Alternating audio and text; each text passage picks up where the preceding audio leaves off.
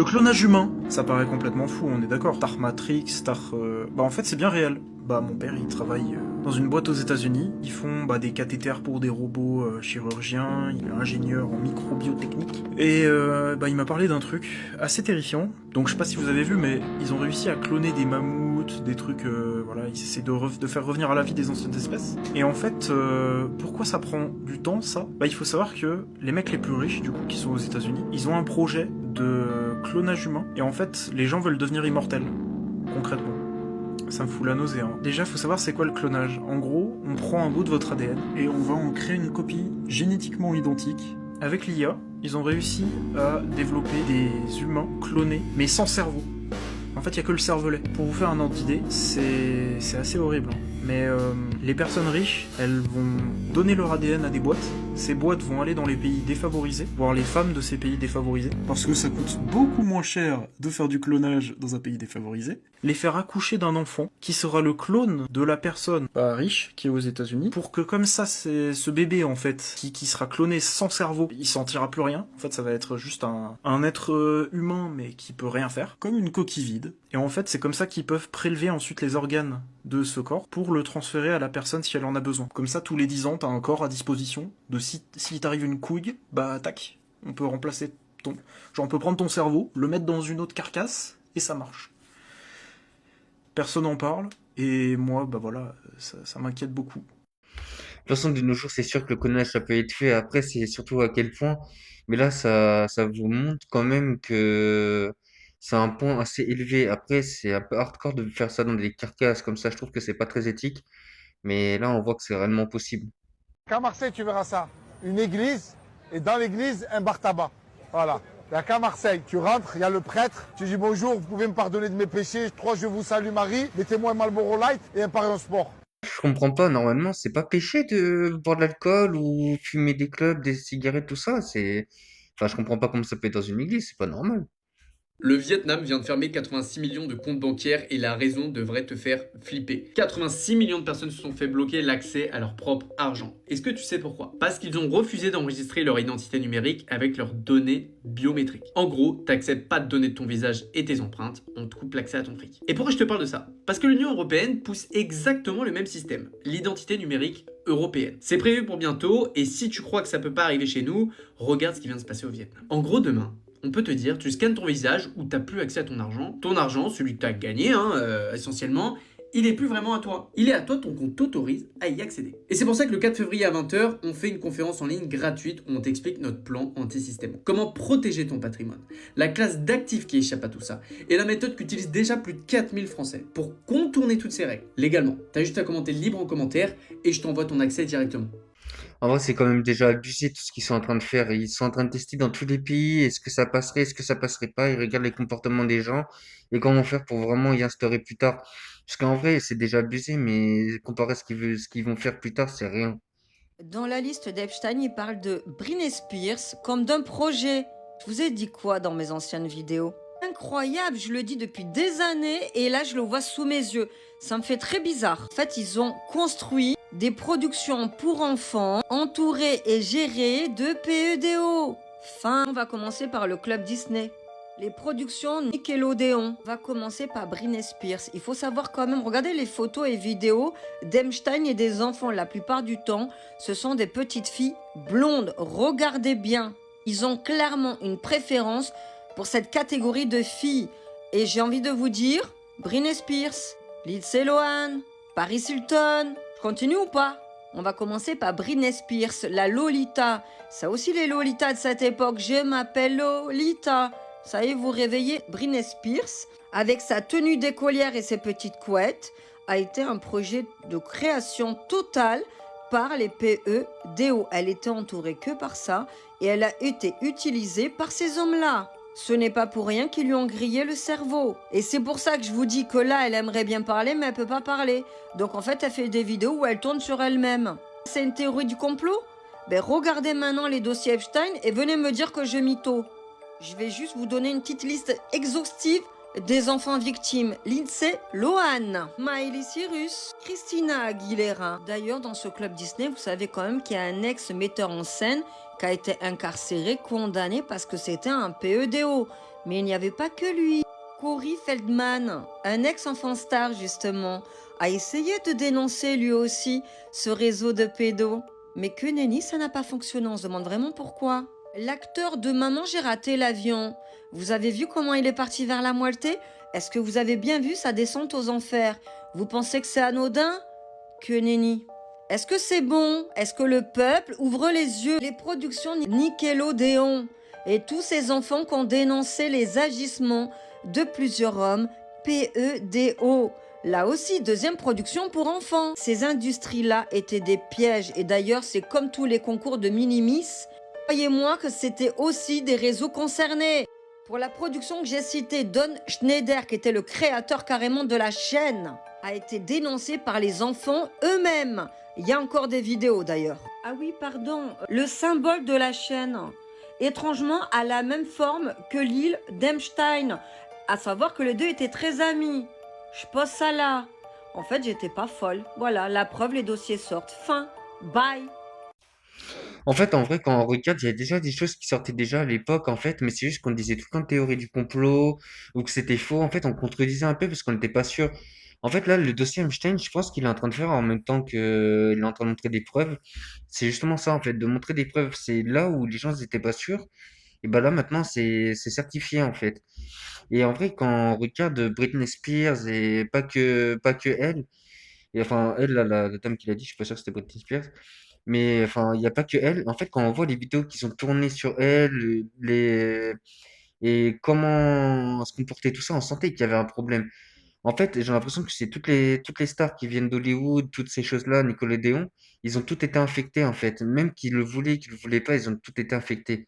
Si vous pensez que l'IA ne devrait pas faire ça, il est déjà trop tard. Une étude vient de prouver que l'IA peut créer de faux souvenirs, et voici pourquoi c'est inquiétant. Des chercheurs du MIT Media Labs ont rassemblé 200 personnes, à qui ils ont montré 24 photos. Ensuite, les participants ont joué à Pac-Man pendant 2 minutes, histoire d'effacer leur mémoire immédiate. Après cette pause, le groupe 1 a revu les images originales, le groupe 2 a vu ses photos retouchées par l'IA, le groupe 3 a vu les photos originales transformées en vidéo, et le groupe 4, les photos retouchées par IA transformées en vidéo. Ensuite, on a demandé à chaque groupe ce qu'ils avaient vu dans les images originales. Et là, les groupes qui ont vu des versions modifiées par l'IA se souvenaient de détails qui n'existaient pas, comme un véhicule qui n'était pas là ou une personne qui n'avait jamais été présente. Les pires résultats étaient ceux du groupe 4, qui a produit 2 fois plus de faux souvenirs que le groupe de contrôle. Le problème, c'est que si de faux souvenirs peuvent être créés, alors un témoin pourrait jurer avoir vu quelque chose qui ne s'est jamais passé, une personne pourrait être accusée d'actes qu'elle n'a jamais commis, alors est-ce qu'on devrait avancer avec cette technologie quitte à perdre la notion de la réalité, ou mettre des limites quitte à freiner l'innovation? Dites-moi si vous êtes team progrès ou prudence, et à demain.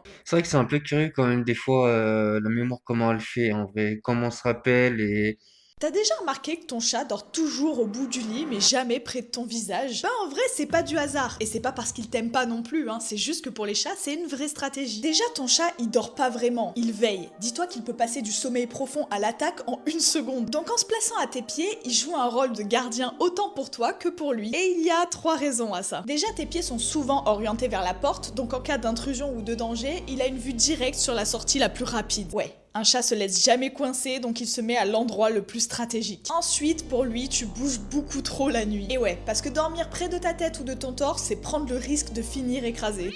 Donc tes pieds sont la zone la plus safe. Donc oui, il te protège, mais il se protège lui d'abord. Mais le truc le plus fou, c'est qu'il a une connexion avec toi. Déjà, il s'adapte à ton cycle de sommeil. Quand tu es en sommeil léger, il l'est lui aussi. Mais surtout, il utilise ton corps pour rester en alerte. Si tu te réveilles en sursaut, il le sait direct, hein. Du coup, il te prend un peu pour son alarme en cas de danger. Donc non, si ton chat dort à tes pieds, c'est pas parce qu'il t'aime pas, mais c'est même plutôt l'inverse. Il veut juste te protéger et se protéger lui aussi. Et si tu aimes ce genre d'infos, j'en partage tous les jours. Alors abonne-toi. c'est vrai que je me suis déjà posé la question de pourquoi il dormait au pied et tout ça et puis petit à petit il se rapprochait et c'est vrai que c'est intéressant quand même là il y a la réponse, ça serait une forme de sécurité pour eux. Il y a un calcul que personne n'arrive à comprendre encore aujourd'hui. Prends un nombre et son miroir, donc ses chiffres à l'envers, et additionne les deux. Et dans l'immense majorité des cas, assez rapidement, ça va te donner un nombre palindrome. C'est-à-dire un nombre qui peut se lire dans les deux sens. Par exemple, avec 59. 59 plus 95, 154. 154 plus 451, 605. 605 plus 506, 1111. Et là, t'as ton palindrome, 1111. Et ce truc-là, il marche pour la majorité des nombres. Le calcul va finir par te donner un palindrome, souvent hyper rapidement. Mais il y a quand même quelques nombres pour lesquels ça marche pas. Et le plus célèbre fiable d'entre eux, c'est le 196. Avec celui-là, tu peux tester. Des scientifiques ont fait le calcul avec des ordis, avec de l'IA. Toujours aucun palindrome. Jamais. Et on sait pas pourquoi. Et depuis, ces nombres-là, ils ont un nom. Les nombres de Licherel. C'est ceux qui refusent de devenir des palindromes. Donc si t'as un pote qui est super chaud en maths, tu peux lui envoyer cette vidéo et voir s'il arrive à comprendre pourquoi. C'est vrai que c'est intéressant pourquoi ces chiffres-là, enfin pourquoi les chiffres généraux ils le font, le palindrome, mais pas celui-là. En vrai, je sais pas, il doit avoir une raison, en vrai, il y a forcément une raison. Imagine des pierres géantes, dressées il y a plus de 4500 ans, et dont le secret n'a toujours pas été totalement percé. Bienvenue à Stonehenge. Stonehenge est un monument mégalithique situé sur la plaine de Salisbury, en Angleterre. Chaque année, des millions de personnes viennent admirer ce cercle de pierre unique au monde, construit bien avant l'écriture, bien avant les métaux, et même avant les pyramides d'Égypte. Le monument est composé de gigantesques blocs de pierre pesant parfois plus de 25 tonnes, soigneusement disposés en cercle. Certaines de ces pierres deviennent de régions situées à plusieurs centaines de kilomètres, ce qui pose une question fascinante. Comment des peuples préhistoriques ont-ils pu transporter et ériger ces blocs sans machines modernes ? Stonehenge est aussi parfaitement aligné avec le lever du soleil lors du solstice d'été et le coucher du soleil lors du solstice d'hiver, preuve d'une connaissance astronomique très avancée pour l'époque. Les chercheurs hésitent encore sur sa véritable fonction. Était-ce un temple sacré ? Un observatoire céleste ? Un lieu de rassemblement spirituel ou politique ? Une chose est sûre, Stonehenge n'était pas un simple monument décoratif. Il aurait joué un rôle central dans la vie sociale, religieuse et symbolique des populations préhistoriques, réunissant des communautés venues de très loin. Encore aujourd'hui, Stonehenge reste un lieu puissant. Chaque année, des milliers de personnes s'y rassemblent pour célébrer les solstices, perpétuant une tradition vieille de plusieurs millénaires. Malgré des décennies de recherche, le monument conserve une part de mystère, et c'est sans doute ce qui le rend si fascinant. Stonehenge nous rappelle que nos ancêtres étaient capables d'exploits incroyables, bien avant la technologie moderne. Un message venu du fond du temps, toujours debout. Si l'histoire ancienne te passionne, mets un j'aime, partage cette vidéo et abonne-toi pour découvrir d'autres mystères du monde.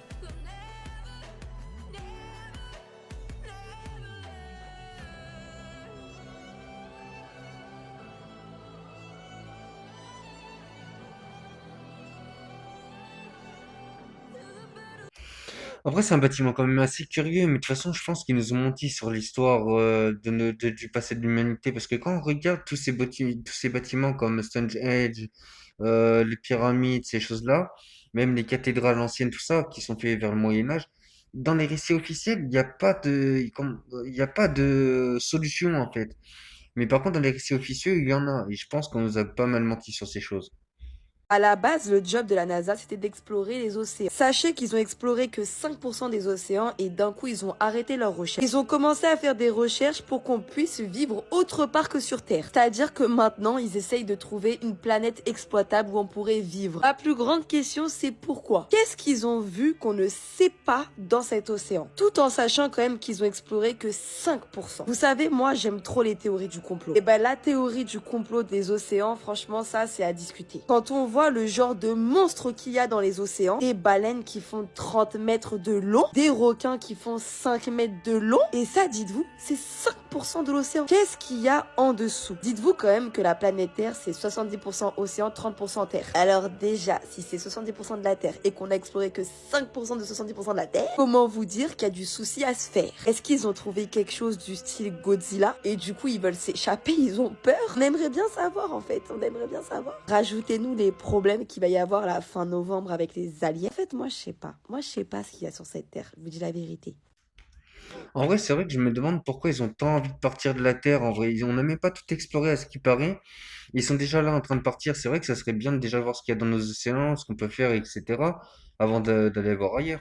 Est-ce que vous avez vu l'histoire du raton laveur qui est rentré par réfraction dans un magasin et qui a fini par se bourrer la gueule ? En fait, c'est tellement cocasse. Donc là, on a un raton laveur qui est rentré par réfraction dans un supermarché. Supermarché qui était quand même bondé de nourriture. Il y avait quand même tout pour lui faire plaisir. Il aurait pu aller se servir dans le Nutella, dans le beurre de cacahuète. Il aurait pu grave faire un truc de base qu'un raton laveur aurait fait. Non, non, non, non, non. Monsieur est parti au rayon alcool. Il est parti se la foutre et au final, il a fini en gueule de bois. C'est-à-dire que les gérants du magasin, quand ils sont rentrés le lendemain, ils ont vu que quelqu'un était rentré par effraction. Ils se sont dit, mais c'est qui Qui a fait ça? Que ne fut pas leur surprise quand ils ont surpris le raton laveur en gueule de bois dans les toilettes. Parce que oui, en plus d'avoir eu un comportement concrètement humain, parce que je suis désolée, hein, normalement les animaux ils boivent pas d'alcool, il y a que les humains pour faire ces conneries, et il a fini aux toilettes comme n'importe quel humain en gueule de bois. En fait, moi ce raton laveur, je veux savoir qu'est-ce qu'il traverse dans sa vie. Je veux savoir s'il a des problèmes. Ah là, on a eu Rocket en IRL. Gardien de la galaxie, ce n'est pas juste un film, c'est la réalité. Qui c'est qui a fait du mal à ce raccoon pour qu'il aille chercher tout l'alcool du monde pour se bourrer la gueule comme ça? En vrai, c'est vrai que ça fait bader quand même, parce que ça, c'est vraiment un comportement typique humain. Et puis jusque-là, j'ai pas vu d'animaux boire d'alcool directement comme ça par eux-mêmes. C'est la première fois que je vois ça en vrai. Ça fait bader un petit peu. Et là, il y a les gardiens de la galaxie. Les savons avant étaient créés à base de graisse de cadavres humains. Et on va plus rien consommer avec elles. Vous vous plaignez toujours de la société de consommation. Moi, je suis là pour vous dégoûter. Au Moyen-Âge et à la Renaissance, les apothicaires et les alchimistes utilisaient une substance qu'ils appelaient moumia. On croyait que la graisse humaine de mort possédait des vertus de régénération magique. Donc, on récupérait la graisse de prisonniers morts ou de cadavres frais pour en créer des onguents miracles. Et avant, quand les gens achetaient du savon, ils payaient pas le savon en soi. Ils payaient l'énergie, j'allais dire vitale, mais pour le coup non, mais ils payaient l'énergie que contenaient ces savons de cadavres. Pourquoi je vous en parle? Parce que ce savon est lié de près ou de loin aux Illuminati. Les Illuminati. Pourquoi c'est lié à l'élite? Parce que la saponification, donc le processus de création de savon, est une métaphore alchimique. Transformer l'impur en pur. Et il y a un côté plus sombre parce que durant les guerres, les famines, tout ça, et bien des rumeurs persistantes et parfois prouvées indiquent que certaines élites utilisaient la graisse de certaines populations sacrifiées pour créer des produits de longévité. C'est le mythe de l'adrénochrome version cosmétique. Enfin le mythe, vous m'avez comprise. Aujourd'hui, heureusement, l'industrie a remplacé la graisse humaine par de la graisse végétale ou animale. Et encore, je dis heureusement, mais non, c'est dégueulasse pour les animaux, officiellement. Mais vous me connaissez, on adore les versions officieuses. Vous savez qu'il y a des cliniques de chirurgie esthétique ultra sélectes qui ont été suspectées de revendre la graisse issue des liposuctions pour créer des crèmes anti-âge haut de gamme. On appelle ça le recyclage biologique. Tu appliques littéralement l'ADN d'un inconnu sur ton visage pour rester jeune. Bref, il faut comprendre que le luxe n'est pas une question de prix, mais une question de sacrifice. Ouais, on est fou ici, on est taré, ouais, on est malade, et ça nous va très bien. Pour le reste, faites vos recherches. Vous allez tomber des tenues. Franchement, je comprends pas des fois l'humain où il va chercher ses idées, mais c'est complètement dégueulasse de prendre la graisse d'un cadavre pour se l'étaler sur le visage, juste là. En plus, c'est pour se laver, donc ça veut dire qu'on se lave, mais c'est dégueulasse en vrai, je comprends pas là. On te casse la tête de tous les côtés pour que tu manges plus de fer pour être en meilleure santé. Des céréales, dans des suppléments, dans l'ADES. Le fer est un métal paramagnétique. Qu'est-ce que ça veut dire? Plus t'en as dans le sang, plus tu vas capter, disons, mieux les ondes 5G, Wi-Fi. On ne te fortifie pas, non. On te rend juste plus sensible, plus réceptif aux fréquences environnementales.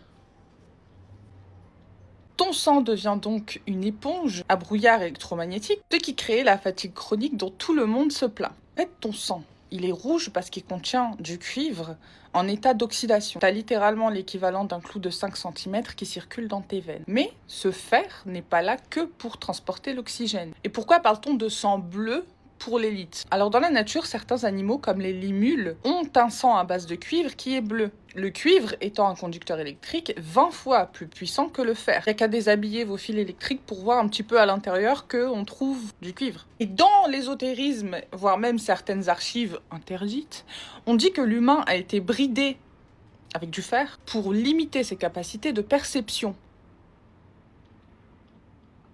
On voit que ça marche très bien aujourd'hui. On nous a donné un sang lourd pour nous garder ancrés au sol. Non, ma chérie. Ce n'est pas que notre graisse qui nous garde ancrés au sol. On n'est pas lourd uniquement à cause des burgers qu'on savoure tous les jours. Alors que le cuivre permettrait une connexion plus fluide avec les fréquences subtiles. Pourquoi nous force-t-on à consommer autant de fer de nos jours? Bref. La science commence à peine à comprendre le pouvoir de l'eau. Mais qu'en est-il de la mémoire du fer? Le fer capte et stocke les informations vibratoires de tes émotions. C'est pour ça que dans les traditions anciennes, le sang est sacré. C'est littéralement comme le disque dur de ton âme. Par exemple, quand t'as peur, eh bien ton sang change de polarité magnétique instantanément. C'est réel. Alors attention maintenant, ne me mécomprenez pas. Le fer est bon en soi, parce qu'il nous maintient en vie, mais il y a un prix à payer. Il faut savoir faire nuance. C'est vrai que c'est quand même assez curieux. Pourquoi ils assistent autant à qu'on mange du fer, etc. Alors que c'est vrai qu'en soi, le cuivre, ça peut être un peu mieux.